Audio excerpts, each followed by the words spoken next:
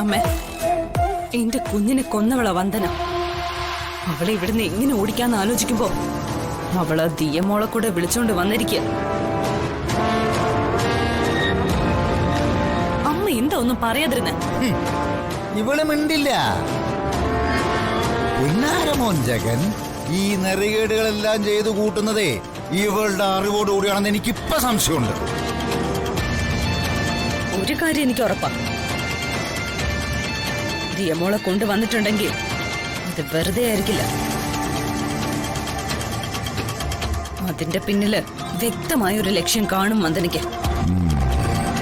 അച്ഛനും അമ്മയില്ലാത്ത ആ കുഞ്ഞിന് വന്ദന അമ്മയായില്ലേ, അതുപോലെ ജഗനെ അച്ഛനാക്കാനുള്ള പ്ലാനായിരിക്കും.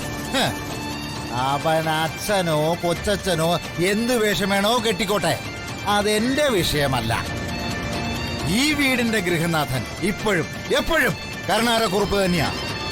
ഇവിടെ ഞാൻ പറയുന്നതാണ് നിയമം, അതേ നടക്കൂ, അത് നടക്കാൻ പാടുള്ളൂ. ഇപ്പൊ തന്നെ ആ കൊച്ചിനെ കൊണ്ട് തിരിച്ചു കൊണ്ടുപോയി വിടാൻ നീ ജഗനോട് പറഞ്ഞേരെ. എന്താടി നിനക്കൊരു വൈക്ലഭ്യം? അതോ നീ ഇതിനിടയിൽ ആ മാക്രി കൊച്ചിന്റെ അമ്മുമ്മത്തലെ അവരോധിക്കപ്പെട്ടോ? ആ കുഞ്ഞൊരു പാവമാണെന്നാ തോന്നുന്നത്. കുഞ്ഞുള്ളത് കൊണ്ട് തന്നെ വന്ദന കുഞ്ഞിനെ തേടി മാധവനായരുടെ വീട്ടിലേക്ക് പോകുന്ന ഞാൻ കരുതിയിരുന്നേ. നീ എന്താ പറഞ്ഞു വരുന്നത്? അല്ല, കുഞ്ഞിനെ പിരിഞ്ഞിരിക്കാൻ വന്ദനയ്ക്ക് ആവുമെന്ന് തോന്നുന്നില്ല. ആ സ്ഥിതിക്ക് ഒന്നെങ്കിലും വന്ദന അങ്ങോട്ട് പോവുക, അല്ലെങ്കിൽ ദിയമോൾ ഇവിടെ താമസിക്കുക. അതേ ഉള്ളൂ മാർഗം. ഇതിപ്പോ പെണ്ണ് കെട്ടുമ്പോ കുഞ്ഞു ഫ്രീ എന്ന് പറഞ്ഞ പോലെ ആയല്ലോ.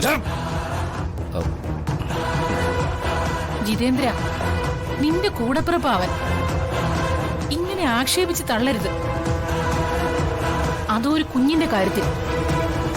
കല്യാണം കഴിഞ്ഞ് വർഷങ്ങൾ ഇത്രയായിട്ടും ഒരു കുഞ്ഞില്ലാത്തവനാ നീ.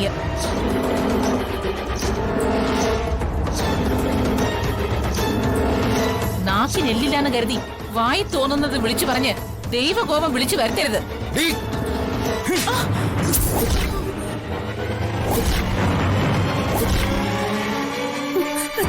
മിണ്ടിപ്പോരുത്.